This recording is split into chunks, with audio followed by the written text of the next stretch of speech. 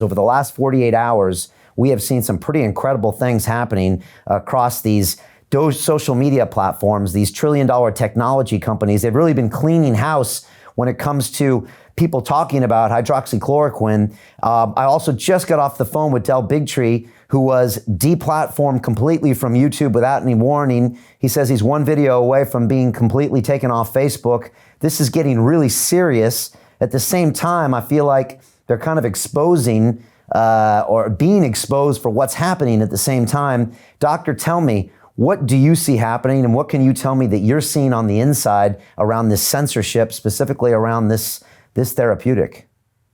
It's pretty interesting, Brian, because this drug has been around for decades. It's been used in millions and millions of doses all around the world. It's been prescribed and administered to children. It's been prescribed as a prophylactic to prevent infections.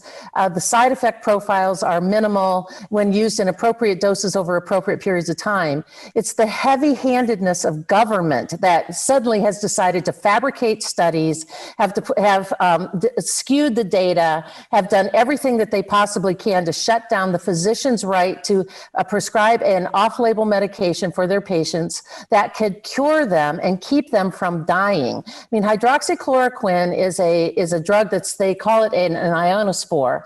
And what that is a type of compound that moves ions from outside the cell to inside the cell. So one of the mechanisms of action of this particular drug is it helps to move zinc from outside the cell to inside the cell. And then what the zinc does is it inhibits enzymes that can stop the replication of the SARS-CoV-2 virus. It can also stop the replication of Zika viruses, HIV viruses, and a long list of others. So hydroxychloroquine, and it's my opinion of why they are coming after this with such full court press, is handguns and machine guns are rolling, is because this drug absolutely upends their economic model and their absolute necessity for this mandatory vaccine and 2 doses of mandatory vaccination and all of the social conditioning that's going along with all the tracking and everything to be vaccinated. It will completely upend their agenda. Isn't this just so blatantly obvious that they're doing this? Because you said they've kind of scrubbed the web of anything pro hydroxychloroquine. I mean, doesn't this make this agenda almost obvious to people? And well, I think it's more than almost. I mean, and I live in Cleveland, Ohio, and here in Ohio yesterday, I mean, how timely, right? I mean, America's Frontline Doctors have a press conference in front of on the steps of the Supreme Court on Monday. On Monday night, everything gets scrubbed off of the internet, off of Twitter, Facebook, Reddit, everybody who's even interviewed them. I mean, Trump Jr.'s Twitter account got blocked because of even mentioning it.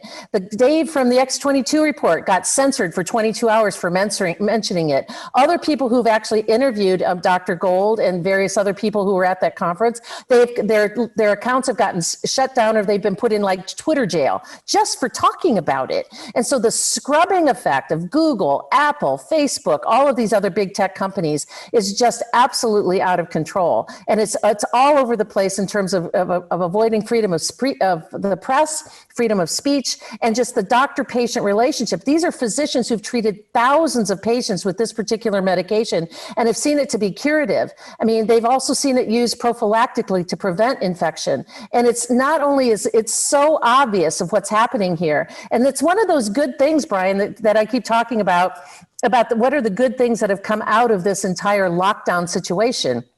Number one is this: people are just seeing it. That video of the frontline doctors had over 70 million views. 70 million views before it was taken down.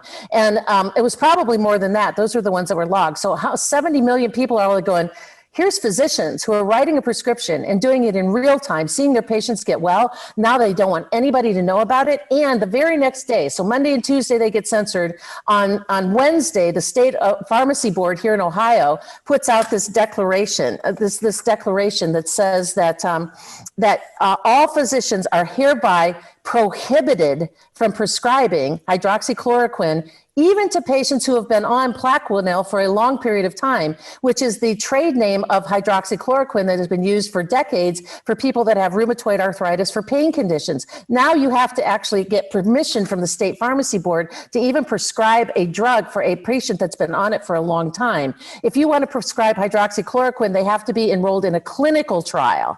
This came out just last night from the state of Ohio Medical Board. Now today, Governor DeWine, who's the governor of Ohio, has started to roll it back. He came out with a press release this morning and said, wait a minute, I'm agreeing with the guy who's the head of the FDA who says that prescribing a medication should be a doctor-patient relationship and it should be at the discretion of the physician of whether or not this medication is used. We've used drugs for off-label uses for as long as drugs have been around, Brian, and it's how physicians learn, it's how the drug gets expanded uses is by trying it for various things.